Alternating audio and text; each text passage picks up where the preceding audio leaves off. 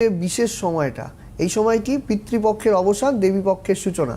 এই যে কালখণ্ডটা দাঁড়িয়ে একটা মহালয়ার দিন, এবং দেখবেন মহালয়ার দিনটি কিন্তু বিশেষ একটা ইম্পর্টেন্ট দিন। সেই দিন কিন্তু মানে মা দুর্গার ঘট প্রতিষ্ঠিত হয়, এবং তার সাথে সাথে দেখবেন পিতৃপুরুষের উদ্দেশ্যে মানুষ কিন্তু তিল তর্পণ করেন। এই কথাটা দেখবেন, যারা দেখবেন গঙ্গায় গিয়ে তর্পণ একটা ক্রিয়া রয়েছে যে মনে করা হয়, এবং সেই দিন পিতৃ যারা যারা ইহলোক ছেড়ে পরলোকগত হয়েছেন তারা কিন্তু সেই দিন ধরাধামে আসেন, এবং দেখবেন লক্ষ লক্ষ মানুষ কিন্তু গঙ্গা স্নান করেন এবং পিতৃপুরুষের উদ্দেশ্যে সেদিন কিন্তু তর্পণ করেন, গঙ্গা তর্পণ করেন।